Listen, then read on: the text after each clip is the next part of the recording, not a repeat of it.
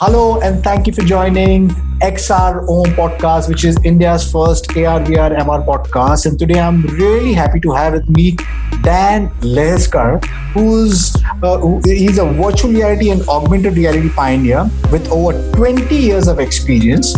He has been part of and built companies such as ProSolvia, Consult AB, and RealityBuy.com, a company which developed interactive 3D focusing on development, content, and application.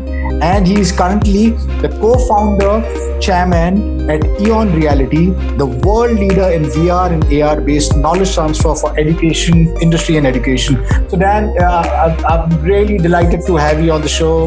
Welcome to XR podcast. For my audience who don't know about you, I'm sure people, in the AR/VR industry know about EON Reality. So could you start by giving a little brief introduction on you and what you've been doing in your company? Yes. So my background is originally from Sweden. I grew up in Gothenburg, Sweden, and went to university there. Got my master and thesis in aerospace and computer science, and then started working for Volvo and got really fascinated with simulation, how to simulate things. And based on that, I started my first business back in 86, 87 within simulation. It originally was numerical simulation, how to simulate that the rocket will cope with the stresses or not. And eventually I got somewhere around 93, 94, very interested in real simulators, aircraft simulators, tank simulators, and especially for the knowledge transfer. How do you teach safely a pilot to land in water? So I started with that approach. It was very exciting and interesting, but it was also very expensive. The typical simulator run between $10 million to $50 million. And very early, I think around 94, I saw a program about virtual reality. And the whole concept, I think, it was 93, blew my mind. And it was the first thing I said, I need to get into this somehow, somewhere. And the first thing I in order to get into virtual reality at that time, you need to have very good computers. There used to be a company called Silicon Graphics. You're probably too young to remember that. But this was the hardware that was used for Jurassic Park, the special effects. But it could also be used for real-time simulation. And at that time, virtual reality was a very exclusive club. To run full virtual reality, you needed a computer that was almost $1 million. Obviously, defense application, aerospace were a few of the areas. So I got into that area, and very shortly after, I noticed that there was not enough good software to use beyond defense. There were a lot of defense-related software, but not into the industry area or education. So I started tinkering. We started as a company tinkering with that and got into virtual reality, predominantly at that time still for rather large universities. And eventually I took that company public. I made quite a bit of money. And at 37, I decided to leave the company and move to the United States. And the idea was to become some type of venture capitalist into this area and help other companies. I was doing that for about 3 weeks and I realized that, I have too much fire in the belly, and I still saw a lot of unfinished business with the simulation aspects. So I started the EON business in 1999. And I don't know if you remember, but this was a hubris time of the .coms, right? Everybody was into that period where you can take garden.com and suddenly have a $700 million valuation in 3 weeks.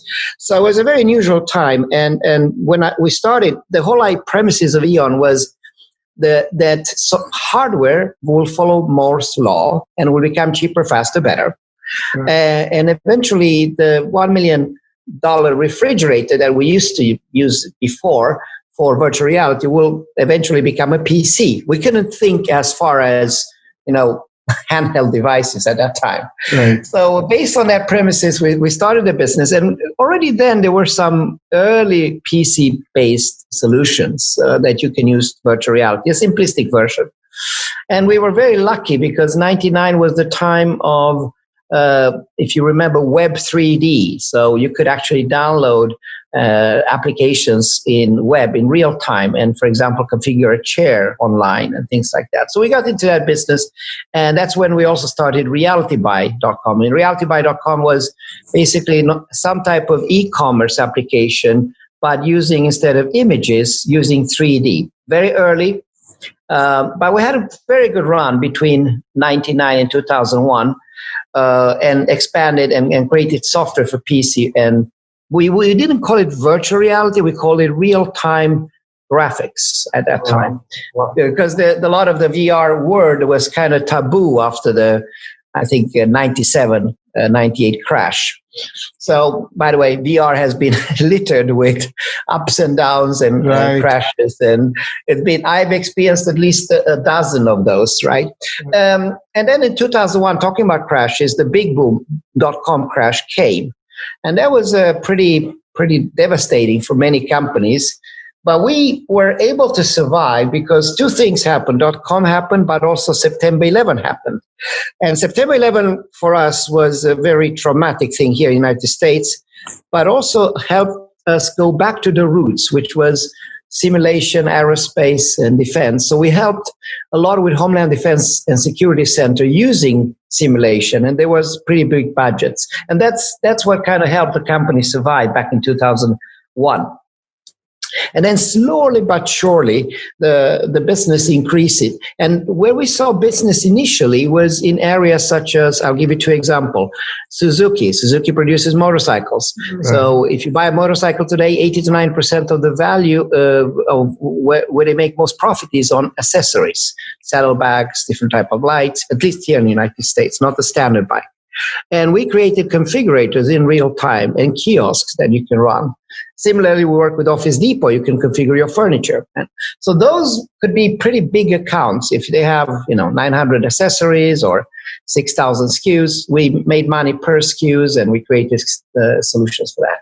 Long story short, the business grew moderately, I would say, between 2001 and 2007. And in between, there were some waves of, I don't know if you remember, Second Life. Right. Yes. Yeah. It was very popular to have. And that was not alone. There were probably a dozen other companies. And I think there was about $1 billion investment in that market that came up and then disappeared. So we had a couple of minor .com deaths during that period. Now, by 2008, we had the financial crisis. And now, I was like 10 years into EON, and I took a sober look and I said, listen, virtual reality will never take off during my lifetime. We built a very nice business with EON. It is profitable, but it's not really $1 billion business. And my previous business, I took to $500 million. So I was like, this really, I know it's more like a pet project, but it's not what I want to do in the long run. So I actually left virtual reality EON and started Greenwave Reality. You may have seen that. And Greenwave Reality, which is called Greenwave Systems, was about my other passion, and it's about green and how to have, smart devices in your home that save energy and take care of our environment. So I started a business with a friend from former Cisco, and in about 3-4 years, we took that business from zero to a market cap value of 260 million. It went very well because the timing was good. Never ever planning to come back to virtual reality, although I was still a main, was on the board of EON Reality, and I was still had an interest in ownership in that. Now, come 2011, I get a call from Matt, my CEO, and he says, Dan, VR is taking off. And I was like, I don't believe that. I've seen so many false starts, right? I've seen so many ups and downs. I say, I don't think that's true. But he said, amuse me, just come over and visit and let me show you what's happening. So I came over and I visited, and I saw immediately that there was a big change, not only in terms of amount of orders, but also that, by then we had mobile devices that were strong enough, good enough to run simulations that we used to do for example, Aramco, big oil and gas company, on a $1.5 million simulator. I could run it on a phone. And that was mind blowing. Then you realize that one of the biggest obstacles that we've had historically, which was the cost, has diminished. So hardware had become cheaper, faster, better, exactly as we had predicted. It's just that it took 5-10 years longer than we thought. Right. So I got intrigued, and then I saw also where we were, and I said, no, listen, this is interesting. And he convinced me. So within 3-4 weeks after that, I actually sold my shares in Greenway, which, by the way, I had at that time brought up to a certain level. So I kind of played my role there anyway. And returned, decided to come back to EON. And again, when we come back, I said, okay, so where's EON? What is EON doing? So EON at that time had a very nice, basically, game engine, specialized knowledge transfer, similar to a Unity Unreal, right, and was predominantly making money by doing projects, right? And so it sold its software, it sold projects, but it also sold hardware, because at that time there were no VR devices. So things like caves, and there was about a dozen hardware systems. So that was the business. Not very scalable, but was profitable and provided very good customer value. So big companies like Exxon and others had it. So I said, we have something here, but we shouldn't be so US-centric. So we decided to take this formula, this winning formula, and duplicate it throughout the world. So travel to various destinations and convince and find partners in places like, for example, Singapore and other locations where we could provide our technology, teach them all our secrets how to do it, and create joint venture or partnership and duplicate the model. And that's what we did. It was 80 countries later. We created this network that today still is, to my knowledge, the largest in virtual and augmented reality. With centers where we basically spread the good news and provide customer value, bring them from awareness, understanding to belief. So that we did between 2011, 2015, 14. But then we hit another snag, because actually, I think 2014 was it then when Oculus was purchased by Facebook. I believe that. So that was kind of the real ignition, the real reignition of virtual reality. So the word that was almost suspect, that I couldn't tell my neighbors on the barbecue that what do we do, virtual reality, that would be a good association. Now suddenly was clean, fresh, and had a revival. So that of course helped us, but as you also know, that wave went from somewhere 2016 and then peak 2017 and start to plunge, where 80-90% of your company also died. So it's an interesting wave also.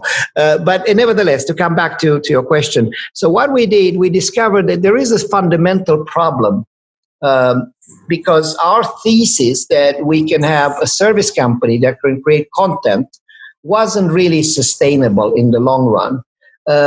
And we realized the three big problems, and these three problems still remain until today. Namely, one, that if you look at who's using VR and AR, almost every academic institution, almost every company has tried it, right? Right. But 82% of them never proceed beyond the pilot. There's either a few enthusiasts in an Indian school, I don't know, or that is doing it, but you don't see at the school 50,000 Indian students using it at one institution. Right. Okay? So the question is, why is that? That's the big question.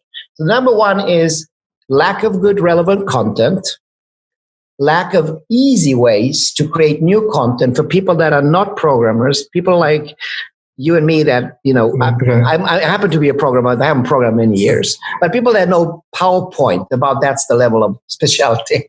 And then lack of good use cases that proves the value. Right. So those three were the biggest obstacles. And that's what we decided in 2014, 15 to start to tackle by developing the AVR platform.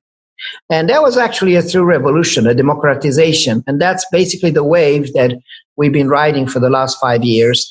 By creating an easy platform anybody can use. You can start for free, actually, by having good, relevant content with the world's largest library with access to 1 million 3D assets, which, by the way, is a problem, or importing data. And by gathering more than 4,000 use cases from around the globe that proves the value. And that's been a very enjoyable period, although, and this is in closing, sorry for my long monologue, we are still in the very beginning of VR and AR. The best time is in front of us. Completely. Dan, thank you for sharing your journey. I mean, from a rocket scientist who was doing simulation to right now, I mean, and you dropped out, right? You said somewhere between 2000 odd, you told me that you dropped out because you got into that other company. But then you got back into it. Now, you said correctly, I think VR, it's in the nascent stage, but it's the next big thing. And yes, it is a multi-billion-dollar industry. So tell me, I mean, for my audience who doesn't know, I mean, this is this conversation right now. I mean, it's happening at somewhere around 6 a.m. in the morning. For the youngsters like us, it's an inspiration because when we see the billionaires or the best minds, they get up early in the morning and they utilize the day. So, what keeps you going? As an entrepreneur, that's my first question. And second is like you said, I mean, you're one of the earliest mover, right? 1993, you discovered VR. 1999, you actually set up EON Reality. The AR/VR industry has seen so many ups and downs. I personally got vested into VR in 2016, and I'm super fried because I've been trying to raise awareness about this technology here in India, and I've been screaming at the top of my lungs at my conferences, whatever, and making them understand about the potential of it, the use cases which is across industries, not just education, entertainment, gaming, enterprise, but nobody is like, but suddenly, because of COVID, people are now kind of understanding the importance of AR VR. Yes, so I got fried of that little ups and downs. How did you manage to sustain from 1999 till here? Yeah, that's my second question. Okay, so I'll try to address that. So let's start with the drive. Believe it or not, I'm pretty lazy. I cannot do anything without passion. I would say if you have a passion for something and a vision where that something you would like to see it, that's your fuel. That gives you the fire in the belly. Of course, it helps if you're driven. It helps if you are passionate. It sometimes even helps if you're a little bit stubborn to a certain extent. But honestly, what keeps me going, I'm a little bit like a kid in a candy store at the moment, because I can see now finally how the industry is shaping. I can see, for example, that in the next 2 years, we'll have an Apple device that will be very much the same way as a phone. There will be versions of AR, VR. I can see, for example, Microsoft expanding. So the democratization and making VR and AR available, affordable, and accessible becomes a reality. In fact, it is a reality today. We are using 4 billion phones, so our platform works with that. So what drives is this passion because you want to see, you think the future is just around the corner, and you can't wait then to be a part of that journey and to contribute. And then fundamentally, if you look at what drives our passion in VR and AR, is I come from Sweden, right? So I got my 2 masters, my education for free. So we believe that knowledge is a human right. In essence, at least I believe that. And I can see how VR and AR really can help knowledge and transform also education as such, right? Because it's an experiential way of learning. It's beyond the flipped classroom. So I would say that's part of the drive. And of course, I am an entrepreneur. I can't help it. This is something that I think you're kind of born with. So I made multiple startups. Now, the other question is, where is the industry going? And I think the industry goes to one area that we are focusing on, and the trend is what I call easy. By easy, I mean that is effortless to create content, that it is available and affordable, right? So in places like Ethiopia, we are rolling out there, much more poor country than, for example, India, and we have adapted the prices so it becomes affordable. The other one is that is self-service. the S there. What I mean by self-service is like IKEA. You can do it yourself, right? You don't have to have a very, a lot of programmers, and you still will need them for very advanced things, but the normal things you want to do for your company, you can do. And then the last I, it's not Y, it's I, easy with I, is interconnected. So once you create an application, it should seamlessly work in virtual reality, augmented reality, life size, and mobile. So I think those are some of the principles that we have adopted, but we see also many other successful companies in this segment are adopted. And then we, in one way, paradoxically, one reason I go up at 4:30 nowadays in the morning is that we have COVID-19. So what we did is in January, we launched our new platform to 114 countries. I was, among other places in India, was one of the 19 countries I visited. So between January and March, we were touring. And then March came the lockdown. And I was thinking, okay, now we're going to rest and lick our wound, so to speak. But this has been the busiest time of my life. Because, as you know, 1.6 billion learners were stranded at home. And the only resort they had is things we do now, like Google Hangouts, etc. So if you were a nurse or working with vocational training, you couldn't, or in a lab, you couldn't do any of that because it requires human interaction and requires hands-on interaction. Now, luckily, this is exactly what we can do with virtual reality and augmented reality, especially with a new module we released for remote. So I can have 30 nurses in a hospital room learning about frontline ventilators, but each one of them is actually at their own home, although they have a handheld device that they are working with. So I'll send you some videos to show what I'm talking about. So the point is here that if I had a conversation with, say, with the Indian minister and or Prime Minister Modi, which, by the way, I met a couple of times at speeches, and I ask about virtual reality and augmented reality, that wouldn't make his top 100 list, maybe. But now, a decision maker, Minister of Education, or a big organization or a university, and I wake them up at 4 a.m. and see what keeps them sleepless.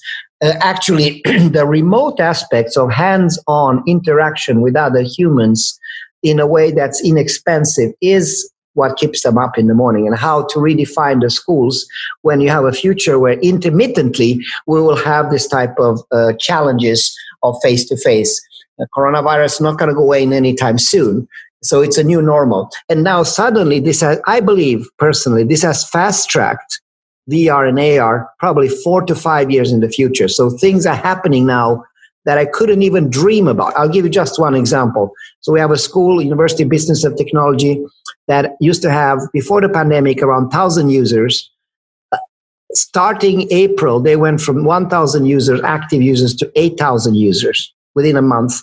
And they went from 5,000 3D assets they created to almost 50,000 3D assets. So it's a 52,000, a 10 doubling. Never happened. That would take a fast 5 years to do with an academic institution. But because of the pain, no pain, no gain, the pain is driving that development. So I think it's, in one way, it's a very tragic thing that we have this COVID, but for our technology that we both are passionate about, this is a huge thing. Right. Yeah. So COVID, this natural disaster has obviously accelerated all digital technology to the forefront, and especially, like you said, virtual reality, because the technology has all the tools or all the capabilities built in to sustain and thrive in a situation like this. And sadly, it has taken a natural disaster to kind of drive the conversation forward of the adoption of this technology. In fact, last night I was having a webinar where I was talking to a couple of leaders over here in the Indian education industry. I mean, who are one of the front runners, but we spoke about the challenges so far, and suddenly now there's this newfound interest because of this natural disaster. And somehow it's sad that why change has to come, with such a huge push. I mean, change should be, the most basic thing. Evolution comes with change. It's only if we adopt the new, your life becomes better. But somehow we have got so used to what we already have. Nobody wants to look into the future. Nobody's got a foresight. I've realized, it's my perspective, I could be completely wrong. The numbers that you gave me, at least here in India, I do know that it's accelerated everything which is digital, especially AR, VR, MR and stuff like that. But then, if you see, most of the education institutes, at least here in India, are still trying to, go behind the stopgap approach, like the 2D medium. They're still going behind Zoom and stuff like that. Do you think that somehow we have missed the bandwagon? Do you think it's because the price points of the hardware? Where do you see the problem? Yeah. To be honest, it's many of the things that you mentioned. But let me start with why this will work very well in India and will work very well in India. Let's take the current status. So everybody has migrated to Zoom or Hangout or something like that, right? Now, there is scientific evidence that students tune out after 6 minutes. So their attention span after 6 minutes on a Zoom session goes down. But it's actually much more serious than that. It's not only that they are bored and not interested, it's more practical. They cannot conduct hands-on. So let me give you an example. So in US, we have nurse training here in Los Angeles, and the nurses have legally to be trained. A certain amount of the training needs to be hands-on. So, for example, how to handle IV needles, how to work with a defibrillator, how to do all these things have to be hands-on in a lab environment. Obviously, can't do that with Zoom. Okay.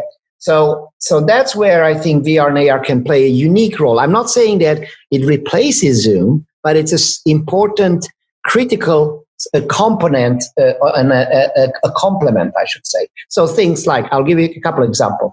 Hands-on learning experience with the ability to conduct immersive, augmented virtual reality things for whether you do welding or you do, something very advanced chemistry lab. You can do that. Secondly, large groups that can gather and interact virtually without any risk for physical exposure. We do that to remote VR. So it's like our Zoom session, but instead of being, looking at each other's screens, you are in a medical room and we walk with each other, physically walk using life-size AR and experience the same environment. A third group is AVR labs, laboratories. This is a huge thing because no school, whether it's India and US, can afford to buy all the CNC machines, all the MRI devices, but we have all of them in virtual reality. So you can actually do standard operation procedures. But there is another element which was kind of unexpected because the biggest challenge for this to take off in India or anywhere else is content, right? Content is king. Right. It's not an unwillingness. I think everybody loves it, but until they realize that, okay, can I run this on my phone instead of buying a $600 Oculus? Yes, you can. Oh, that's interesting. But what can I see? It's like going to Netflix without any movies. Where are the movies? So that's where I think what we came up with is what we call self-directed content creation and self-directed learning. So the example I gave you earlier with 52,000 assets is because each student is not just a consumer of content. By creating this type of platform that's easy to use, they actually a creator of content. And it's more advanced than you think because instead of doing VR an extracurriculum activity, it is becoming their homework. So the homework you get at home is actually create an application for whatever that topic it is, if it's the eye anatomy or what have you. And you'll see that if you go to our platform, lesson highlights, some amazing lessons that I never thought could be happening have been created. So democratizing the content creation. Now, the last point you said is affordability. Yes, I think that's critical. So we've been working 15 years in Africa. We have something called Learn for Life. So initially, 15 years ago, we were doing donation because they couldn't afford anything. Right? They didn't have even money for the computers. Many times they didn't have electricity. It was a tough time. So, but out of that experience, helping with HIV prevention, beekeeping, teaching illiterate, because what VR does, which is quite interesting, is bridging this gap between people that are functionally literate. They can still enjoy a VR experience while they may not like to read a text. So going back to these communities, what we did is we determined to deploy what we call the knowledge bit. Okay, so what's the knowledge bit? Is based on a term coined by The Economist, which is called the Big Mac Index. I don't know if you heard about that. So a Big Mac in the United States, in Los Angeles, costs, I don't know, $3, $4. The same Big Mac in Ethiopia may cost less than $1, maybe 20 cents. It's the same Big Mac, but because of disposable income, they obviously cost differently. So we say, why don't we, with the knowledge base, deploy the same approach to the software? Make it available. If we are really believing that knowledge is a human right, and that's kind of our vision and our mission, why don't we make it available, accessible, and affordable for every human on the planet, irrespective of income? And there are places we basically give it almost away for free.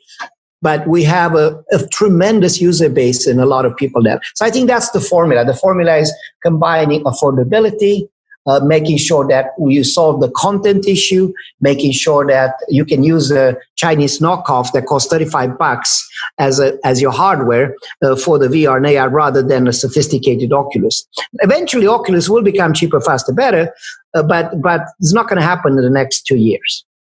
So I'm completely with you on that, because yes, I think that's the timelines, right? I mean, we are entering the spatial computing. Now, what I've been doing is basically nudging the education industry and making them realize that if you do not take the step right now, you might cease to exist because the future, the technology is growing exponentially and the future is coming really fast. And I had this conversation with the Chief Innovation Officer of India, Dr. Abhay Jere, and he said that how some of the biggest companies in India are spending huge amount of money in upskilling and reskilling. The reason that they're doing is because that somebody obviously is not doing the job right. I mean, the education industry, which needs to actually skill for the future, has not been doing it. So that's the reason all of these big companies need to spend so much big bucks to upskill and reskill the workforce. So tell me, I mean, right now,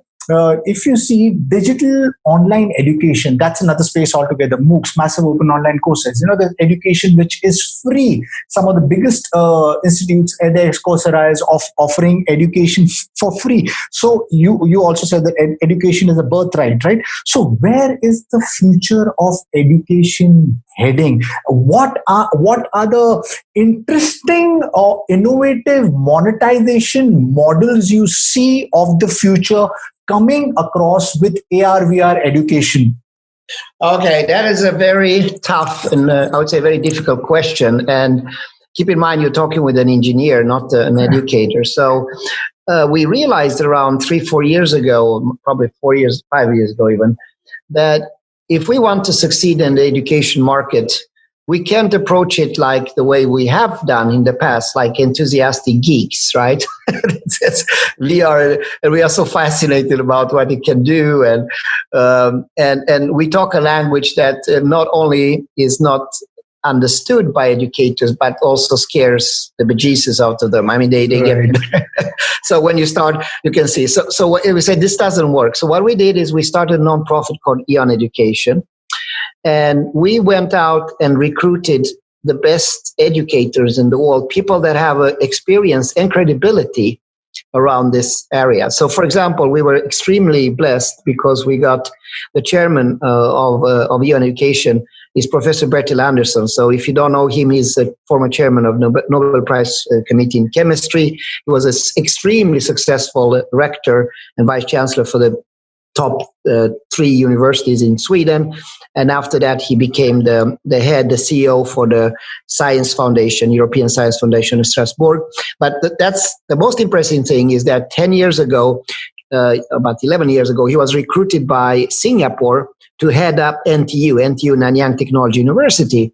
And in that capacity, he took it from number 86 in ranking in the world to number 11. And the way he did it, Listen to this. This is interesting.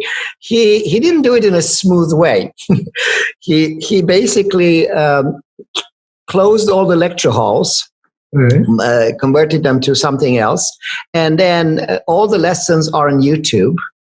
And then already about 6 years ago, started with flipped classroom. I'm sure you're familiar with that, where the teachers is center and the students have to do projects and learn multilaterally, multidisciplinary about topics, and they have to solve problem and they awaken their curiosity, their creativity, etc., etc. Right? So instead of memorization and things that we used to do, we moved to that.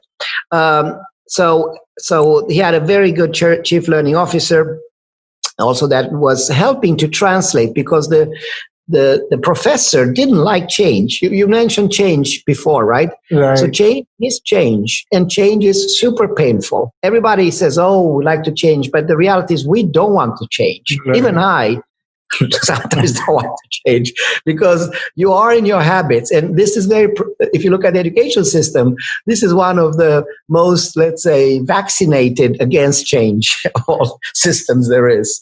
So anyway, so he did this. And then about 4 years ago, he said, wait a second, because we are doing a lot of this type of learning where you get problem-based learning, right?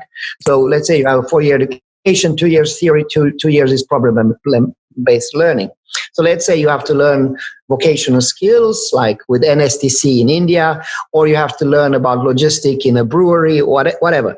It's much easier to do that, not with paper and pen, but to do it with a real brewery or with a real MRI device in virtual reality. So that offered them this sandbox that they can actually, the students can experiment, work, and peer review each other. So I think, going back, so we started recruiting those people in our board, and they helped to become those translators, right? So in fact, I recruited also the chief learning officer, Dr. Peter Luker. He's our chief learning officer in EON, and he has 30 years of education, and he knows, and he has a credibility as an educator when he talks with other people and guide them slowly to this change process.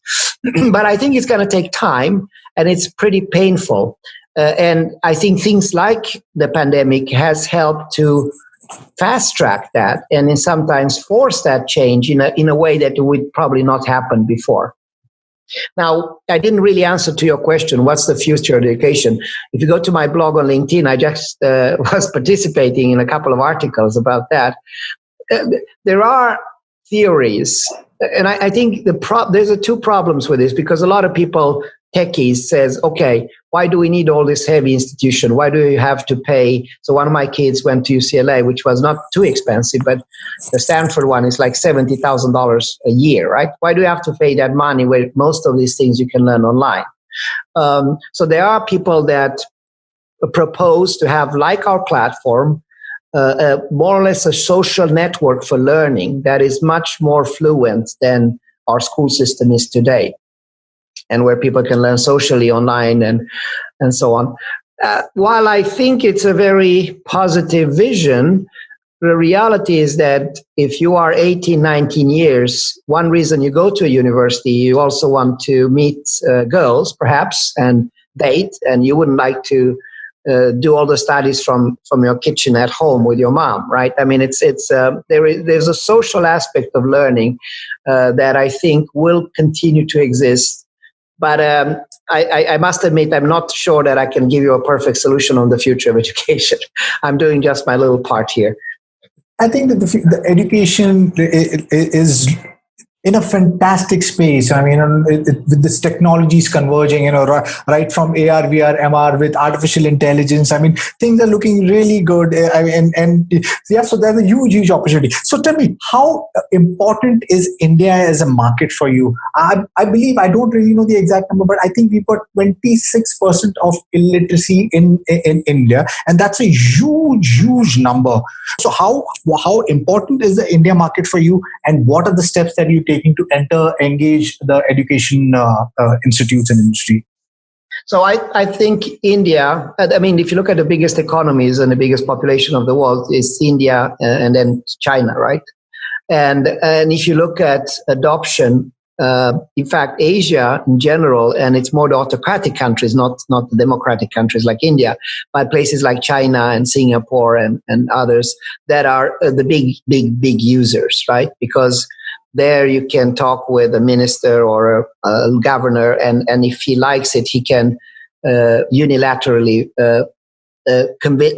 deploy it, right? It's much more difficult in places like UK or India, especially where you're probably the most democratic country in the world, in a way, and also forcefully adopt that. So I've been to India. I think the first time I was in India was 1980 something, and I was in Bangalore, and I've been every 2 years to India. And India has undergone a tremendous change. My last visit to India was in Assam province, where we actually set up and invested $21 million in February. And we are setting up a center there with the local government, focusing on schools, oil and gas, etc. So to answer your question, India is a significant part of our future. And there are many reasons for that. It's not just the fact that you have a very large population, but that you are a very fast growing economy. And it's just a matter of less than a decade, perhaps of 2 decades, before India will be one of, if not the top nation in the world, or if at least be there up with China. But it's not only that, it's the Indian tradition of how, by the way, my managing director for whole Asia, his name is Sridhar Sunkad, right. And he's running our whole Asia operation from Singapore. And he's been my good friend since he was 19 and he went to the same university. He's a mountain climber, also a very, very fascinating guy. You should have him on a podcast sometimes. He's from Bangalore, a very, very nice guy. And he's not only my best friend, but he's also an enormous driver in this technology in Asia. And he convinced me to come to India. I was in the 80s skeptical to it, to be honest, but I've seen where it's come. So I'm not to just be a little bit specific, the way Indian people like yourself look at education has always been held in high esteem. And I can see a poor family in a remote location that can mortgage their house as long as their kid have a chance to education. So that is in itself a very important component. And the other one, you pointed out, illiteracy, the potential for growth, the disparity between the big cities and where we, with our solutions, VR and AR, can provide a big equalizer, right? So, and also if you do it in an affordable way. Plus, India now has a tremendous mobility with respect to phones. Almost every village, everywhere you go, has access to a phone, which is the necessary device. So I must admit, we are still very early in India. But one reason I was so happy to participate in your podcast is that I would like to bring this awareness, understanding, and belief around VR and AR to democratize it truly in India. So anything I can do to work together with you and any colleagues of yours to help that process. One thing we are ready to do is to duplicate what we just done in Assam province. If you Google that, right. So that's a center. It's a $26 million investment. So we put 75% of the money, the local government and is putting 25%. And this is a center. We've done 53 centers like that around the globe. Wow. And these centers originally were designed to create awareness so people come and visit and see what you can do with VR and AR, but now have evolved to be also dissemination. So it helps disseminate. A typical center in the first year disseminates to 8,500 users. And over a period of 5 years, we do regional and national rollouts. And that's what I want to do. So I would like to visit now to do the same in Madras, to work in Hyderabad, to go all the way to Jaipur, Delhi, and to duplicate. We started in Assam province, which is a very remote area. And it's a bit like, if we can do it there, we can do it everywhere. Dan, thank you. Thank you for sharing all your insight. And I guess, technology, like I said earlier, it's growing in exponential space, and some of the biggest companies, you mentioned earlier, Apple is working on AR device and Samsung, Facebook, Google, Microsoft, everybody understands that the utility of mobiles are dying out, and everybody is working on one single wearable device, where your computer and your phone will merge. Now that is the world I think I'm super excited for, where we enter the spatial world, because I guess education, I mean, it is experiential. It should be fun, it should be interactive, it should be gamified, and AR, VR, MR has all the capabilities packed into it to bring about the future of education. So I personally am super excited. Obviously, AI is going to play a huge role. In fact, there are startups over here who are building these toys, which is going to be doing adaptive learning, where they're going to learn from the students. So I think we're living in an exciting world where I don't think anybody, the brightest mind, doesn't have a inkling of what's going to come next, because the future it's growing so fast. So any last words to our listeners, and what comes next for you and EON Reality? Yes. So let's first talk about what I think comes next, and try to predict what's going to happen with VR and AR in the next 10 years, which I would say is almost impossible. But this is my take. So you said something very important. Today you have artificial intelligence that is run by machines. You have big data and you have IoT, right? And the machines link to each other with the speed of light without any human interaction. So the human, where is the human in the loop between AI, IoT, and big data? You can actually create the loop without the human.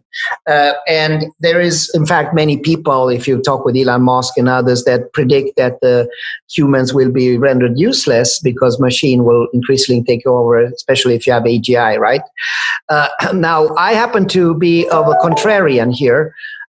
Namely that I believe that the future is not that we'll be like pets for large AI, but we will live in a symbiotic relation between man and machine. And today so we will evolve from human 1.0 to human 2.0. Right. Today, I would say you are already human 1.4 because you have the phone very close to you, right? So if you want to have any information, you can actually get it in 18, 20 seconds. But we have a bandwidth issue. And that bandwidth issue takes too long time. So I think eventually, I think neural lace is too far. So to connect your head with, right. That's a bit too. That's probably take 2-3 decades, even if it's possible. Although it's very exciting to see what Elon Musk does with neural lace. So I believe that the role of AR and VR for the next decade is to be a bridge between artificial intelligence and humans. So I think the bandwidth will decrease significantly, maybe from 20 seconds to 3 seconds, right? So we will. So that's the role, and we'll go from devices to eventually lenses on your eyes, and eventually we'll get less and a little bit more intrusive, but with less friction. So that's the future I see for the industry. I do agree that if I would say Steve Jobs lived today, we would already have had this. There's not been much innovation in terms of Apple, for example, and that's why they are pushing the envelope now. So I think that's with respect to EON. I think I'm 58 today, and in fact I'm on Friday 58, and I plan my next 7,000 days with God help if I'm still healthy. 7,000 days, if you think in terms, that's about 20 years. And by 78, my hope would be that by then I have viewed this journey, and where VR and AR is the way that liberates humans and allows us to be in a symbiotic relation between man and machine, and realize the human 2.0 vision. That's kind of the dream, and to by then have made, and whatever capacity, I may be the janitor by then. I'm probably so old, so they don't want me around.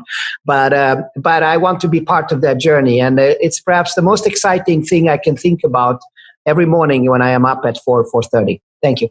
Lovely, Dan. I think, I mean, when in 20 years, possibly we'll have age reversal. And I'm sure the way you're going, you will be building simulations, and maybe in your simulation, you could be the king or anyone. So in that note, Dan, really, thank you. It was a lovely Thank you. conversation. It was a pleasure chatting with you. Wish you the very best for your personal life, your journey, and with EON Reality. And to my listeners, if you like what you see in here, please press the subscribe button. Like always, I'm going to leave behind all the details of Mr. Dan Lejerskar below so that we can reach out, because it's about building a community. And like Dan explained, that he's actually invested in Assam and he's growing the ecosystem. And I'm so super excited about it. So yeah, thank you everyone. And thank you, Dan. Really appreciate being part of this Thank you. podcast. Yeah, thank you. Take care. See ya. Bye.